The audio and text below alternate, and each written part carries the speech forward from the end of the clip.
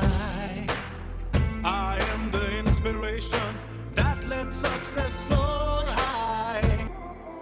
I will achieve, I will fly high. I am the I in SBI. I'm backed by the nation's trusted bank, SBI, the banker to every Indian. Hello and welcome to the Business Standard Banking Show, where we bring you the story behind the latest developments in the banking sector. It is 25th of January and I am Ruchika Chitravanshi. This week's cover story is all about how can HDFC Bank get its house in order. In Banker's View, we have Ankur Bansal, co-founder and director of BlackSoil Group. Our Banking for You segment this week will tell you all about RBI's clarification on penal charges on loan accounts. Our consulting editor, Tamal Bandhopadhyay, would join us to talk about the recent happenings in the banking sector. At the end of the show, we will tell you the results of the last week's poll and the question for this week. After HDFC Bank announced its earnings for the December quarter, the shares of the bank fell over 12% in the ensuing week, making investors concerned over the value of their holdings in HDFC Bank shares. Kasturi Akhil digs deeper into what pulled the stock down and what HDFC Bank can do to get its house in order.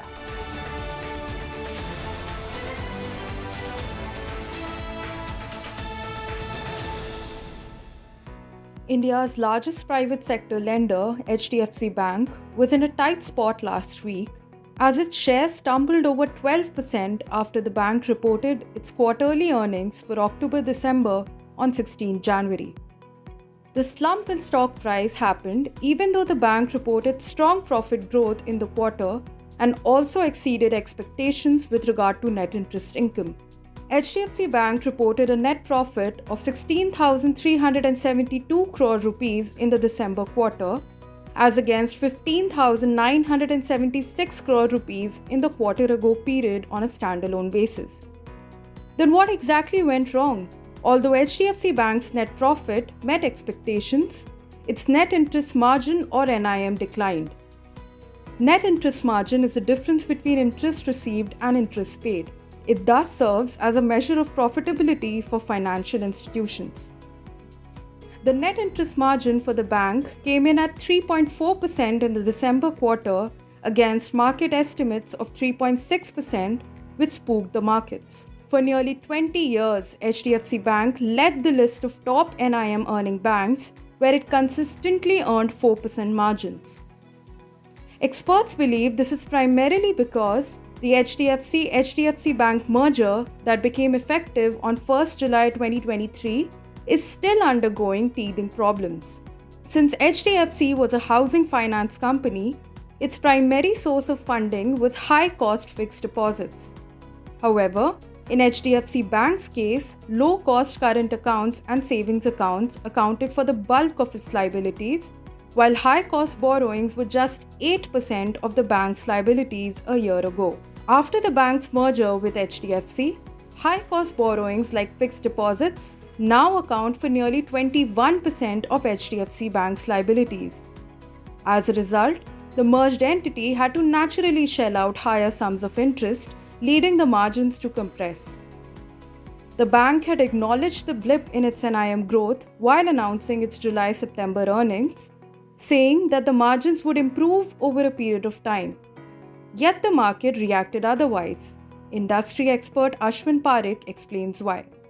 Perhaps the market expectations, they started getting a sense that HDFC, because everything else about HDFC Bank, has really been so good that they thought that they may be able to tide over that particular requirement in a much shorter period.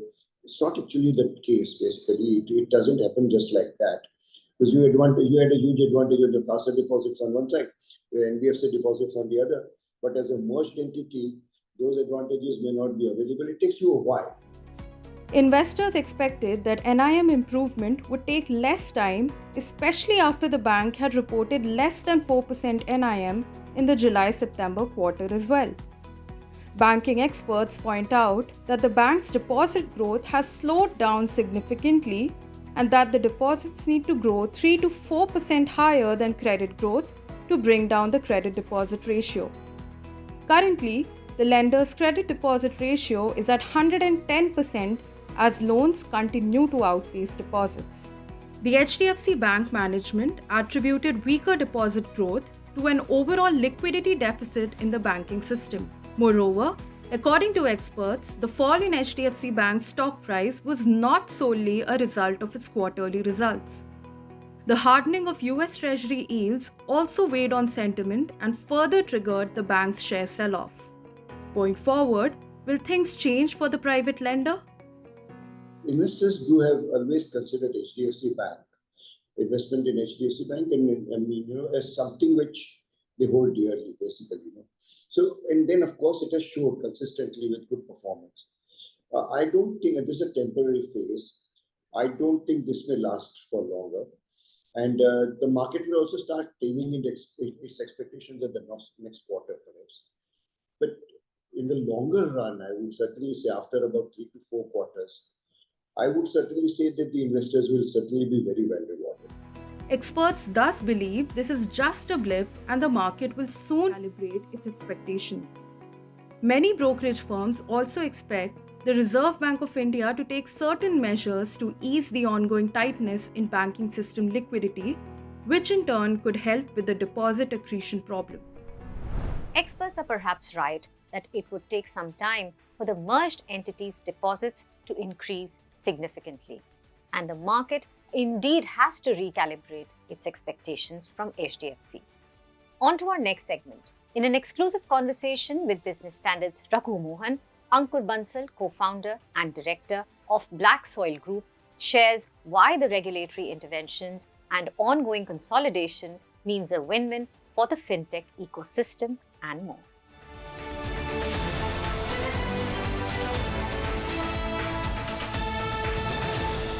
Welcome to the BS Banking Show, Ankur. Good to have you here. Likewise, thanks for having me over, Raghu.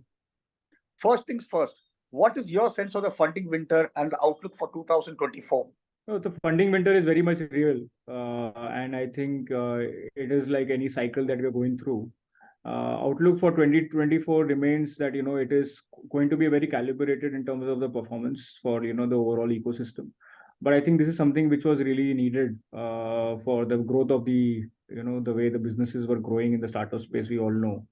So I think it's time that all the stronger business models will emerge, and there is enough VC capital and growth capital available for businesses who are really, I would say, deserving.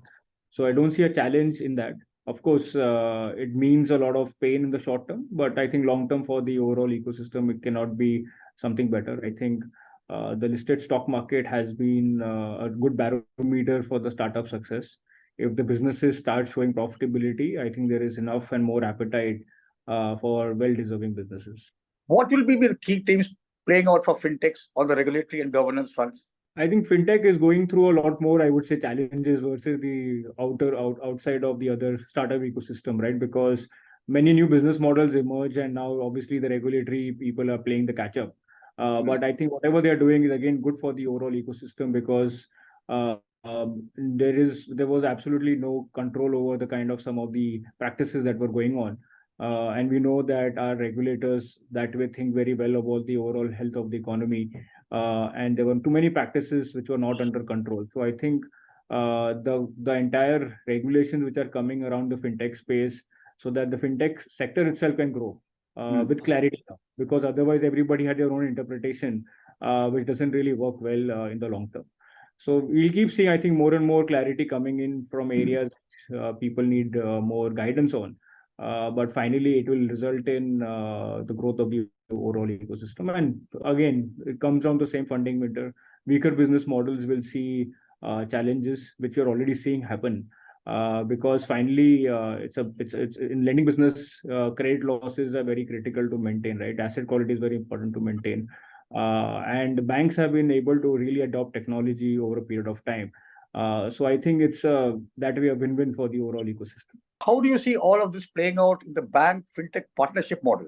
No, I think that's already going on. We have seen very deep partnerships happen between banks and NBFCs and fintech players. And I was just reading today only, there was so much happening on the consumer durable loan itself, where banks and NBFCs and fintech companies are really almost neck to neck playing in. Because banks have the float, and the NBFCs and the fintech players are able to create that entire new pipe of customers that were not being underwritten. So from a concept perspective, there is a lot to happen. And with regulatory clarity coming in, all the banks know what they should be following. And finally, the customer is able to get the credit in a much more obviously faster and keener manner. But it is important that in this situation, the banks obviously are going to play catch up, right, with the overall fintech companies. And fintech companies which are only focused on CAC, which is basically user acquisition and growth, suddenly realizing that they had to actually think about profitability as well. That lending at all cost and growth at all cost is not something that is scalable. Do you think we are seeing the early signs of consolidation in the sector? Yes, definitely. It's going on already, and there have been obviously some couple of larger names which are going through some kind of challenges, which basically means for the incumbent players and the larger fintech companies, it means that they can actually expand faster, right? Consolidation is very healthy, and there are so many fintech companies which have raised anywhere from early stage capital to Series A businesses to all the way late stage companies. And now, as they struggle to grow under the new regime, they may always have a challenge, right? Because today, just being a standalone platform lending company doesn't really work. Everybody started to have their own NBFC model, and getting an NBFC license also not straightforward. And that's a very different business, having your own balance sheet and lending versus co-lending with another bank, NBFC, and being a complete tech platform. So as business models are emerging, it is resulting in more and more consolidation opportunities coming in. And I think this year we expect a lot more consolidation to happen, which is already happening, right? Because today, not more fintech companies are going to come in the lending space. Existing ones itself have to show the scale up. And there are good names which have scaled up, have become profitable as well. And then you're able to get even cheaper debt. So I think there's already a few playbooks of profitable fintech companies and NBFCs out there, which everybody will try to replicate. How do you see the private credit market shaping up from here on? That's again a very a word that is being heard a lot, right? Along with funding winter, private credit is seeing a lot of action as well, thanks to the changes and again in the regulatory framework around taxation, which has given a lot more tailwinds to the private credit space. Now every mutual fund house, every alternate house is coming up with a private credit strategy, because people assume that performing credit is going to be a large area where a lot of action can happen. And we expect obviously the market to keep growing, because private credit is still a very small percentage compared to global market that is there. Private equity obviously has seen that growth over the last 10-15 years. Now is the opportunity for private credit to as well to grow. Already on private credit, the stress asset side has seen a lot of action in the last 5-7 years in NPA resolution. Now I think on the performing credit side and areas like the new emerging economy that players like us are focused on, like venture debt, etc. There's a lot of interest from the domestic funds, domestic, I would say, family offices, HNIs, etc., to try to get that high yield debt, right?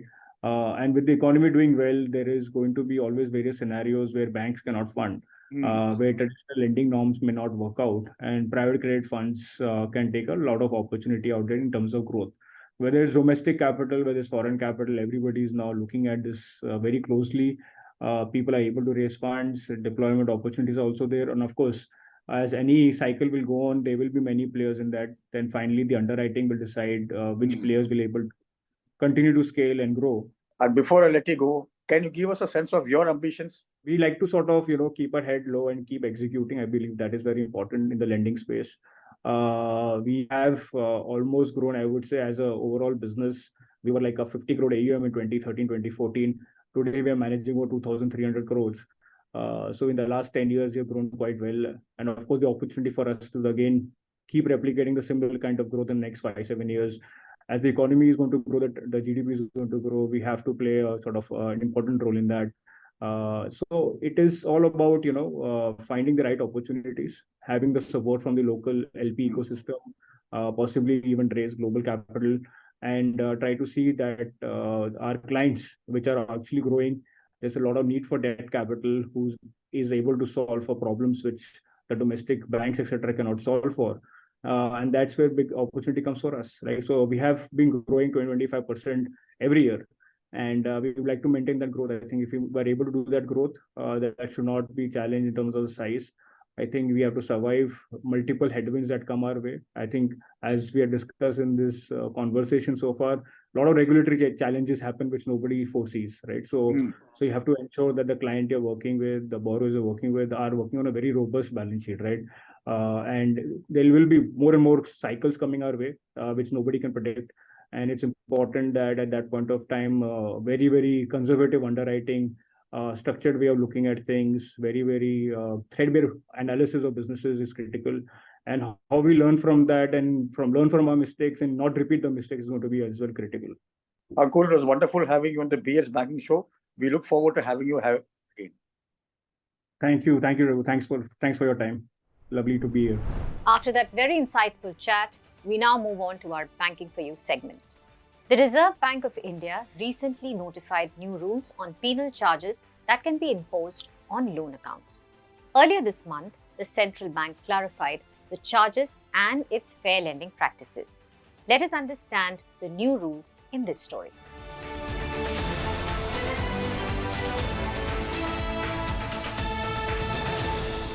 In August 2023, the RBI issued guidelines on loan accounts stating that the penalty imposed by the regulated entities or REs on customers for defaults and breaching of conditions will have to be treated as penal charges. It added that these charges will not be levied in the form of penal interest that is added to the rate of interest charged on the advances. Moreover, there will be no further interest computed on such charges. The guidelines also said that the quantum of penal charges would have to be reasonable and commensurate with the non-compliance of material terms and conditions of the loan contract. The charges should not be discriminatory within a particular loan category. Also, the REs were asked to clearly disclose the quantum and reason for the penal charges to the customers in the loan agreement. The RBI further instructed the REs to formulate a board-approved policy on penal charges. On 15th January, the RBI issued several frequently asked questions to clarify the new rules. The FAQ stated that there is no cap or upper limit for penal charges. However, the REs must keep in mind that these penal charges will be implemented mainly to inculcate a sense of credit discipline and not as a revenue enhancement tool. Moreover, the charges will have to be uniform within a loan category but may vary according to the quantum of the loan. The FAQs added that such charges apply to overdraft and cash credit facilities. It will also be applicable for securitization and co-lending portfolios. Also, additional penal charges cannot be levied on the earlier outstanding amount of such charges. The clarification also stated that if a loan account turns into a non-performing asset, penal charges will be reversed to the extent it remains uncollected for the specific purpose of non-recognition of income. However, it will be part of the total liability of the borrower to the lender. In the original announcement, the RBI said the new rules would apply from 1st January 2024. However, later in December, it extended the timeline by 3 months, giving time to REs to reconfigure their internal systems. The new rules are to be effective on loans availed on or after 1st April 2024. The RBI has clarified that in the case of existing loans, the switch over to the new penal charges regime shall be ensured on the next review or renewal date falling on or after 1st April 2024, but not later than 30th June 2024. I am the blue of the limitless sky. I am the inspiration that led success soar high. I will achieve, I will fly high. I am the I in SBI. I'm backed by the nation's trusted bank, SBI, the banker to every Indian. So those are the RBI's new rules on penal charges on loan accounts, which is still some time away from being implemented. RBI in December did a slight reshuffle in its list of systemically important banks. What cue did depositors take from this? Our consulting editor Tamal Bandhopadhyay talks about this and more in our Expert Take segment.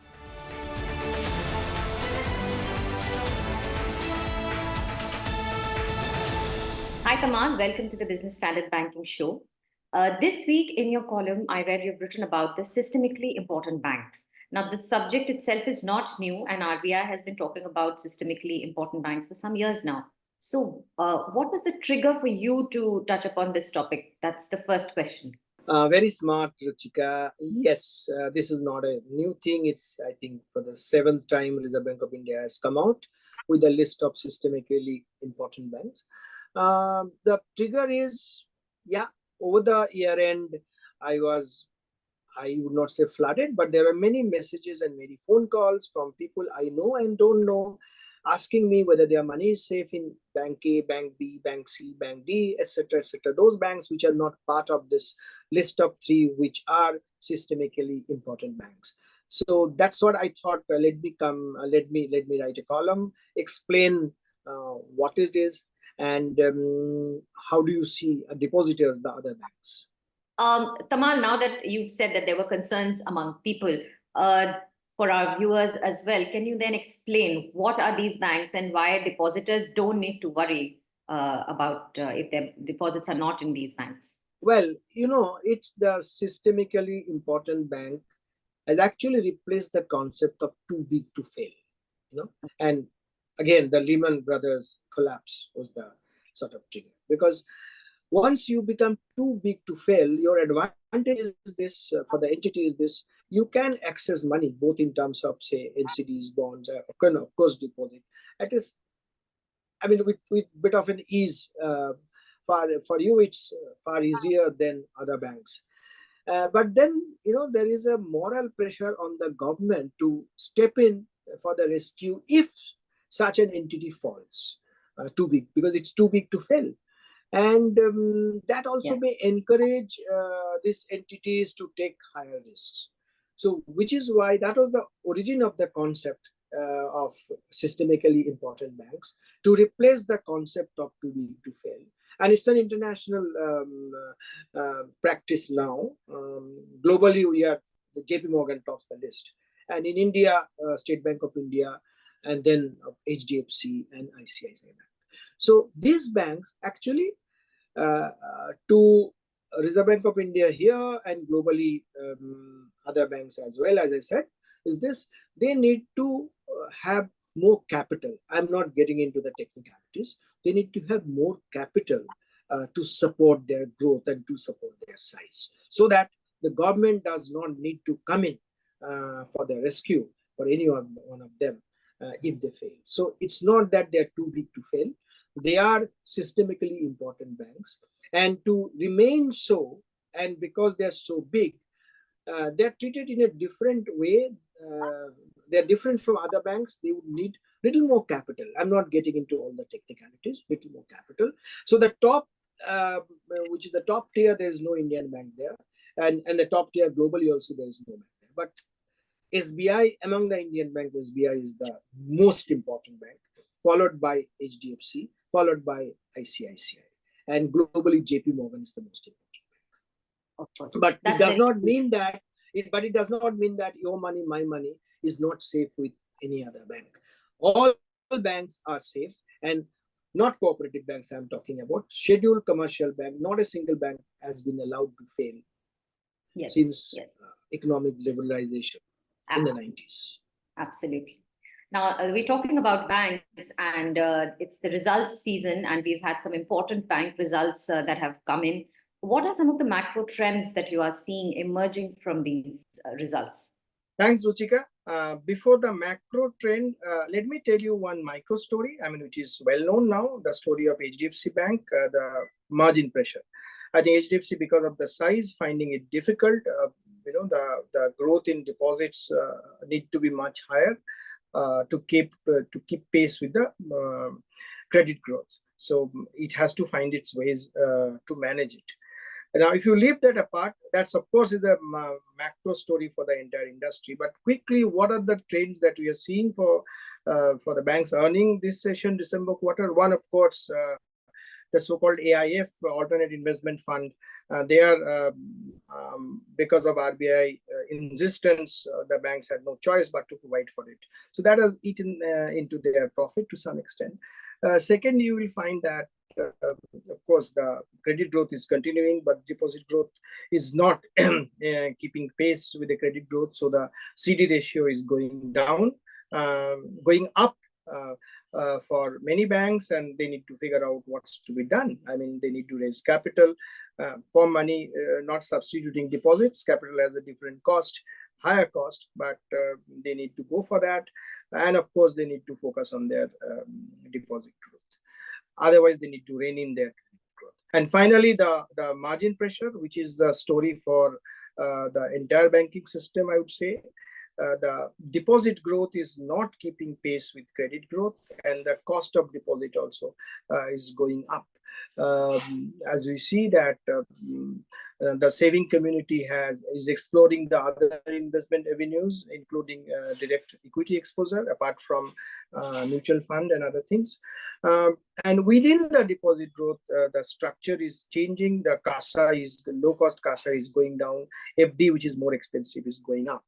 Now, if that's the story on the deposit side, if you see on the credit side, now they have not been able to raise their loan rates because I would like to believe about 70 to 80% of the credit loan portfolio is floating rate. And now within the floating rate loans, the majority part, again, probably 70-80% of that would be EBLR or external benchmark linked rates. And the rest of it, maybe 20-25% would be MCLR. Now, while MCLR is linked to cost of funds, which means MCLR can go up, has been going up. Many banks have announced that keeping in pace with the cost of deposits, higher cost of deposit. But EBLR cannot go up because they are linked to either repo rate or 364 days treasury bill or 6-month treasury bill or 10-year paper yield. Now, if you see that all these, except for at this point of time, except for 6-month treasury bill, all the other benchmarks are either flat or going down. So which means banks cannot raise their EBLR, which is bulk of their loan portfolio. If they can't, while the cost of fund is going up. So that's the classic case of margin pressure, and they need to find ways. Otherwise, they would need to rein in their credit growth. So we need to keep a very close watch how this pans out in the fourth quarter. Thanks, Arjun. Well, Tamal, you have laid to rest any fears that depositors might have had about the reshuffle in the list of the systemically important banks. And of course, very rightly pointed about the results as well.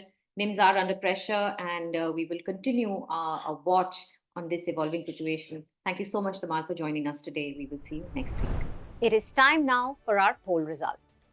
Here's what we asked you last week. Do you expect better tax treatment for deposits in this budget?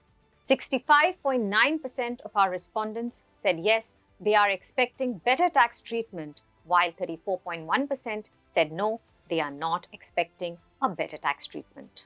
Recently, US Securities and Exchange Commission gave its approval to Bitcoin ETF.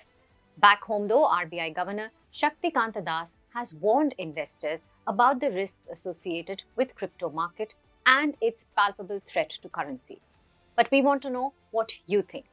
So here's the poll question we are asking you this week. Would you invest in cryptocurrency? Our poll is open today, that is Thursday, and you can respond on Twitter, Instagram, LinkedIn, and our website. That's all we have for you today. We will be back next week with more news and analysis. Thank you for watching.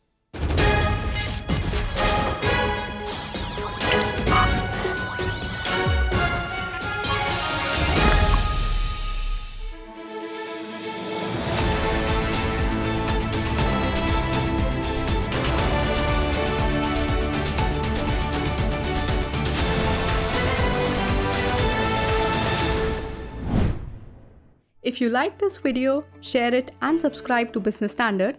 For more news, views and insights, log on to www.business-standard.com. Do also follow us on YouTube, Twitter, Facebook, Instagram, Telegram and LinkedIn. I am the blue of the limitless sky. I am the inspiration that lets success soar high.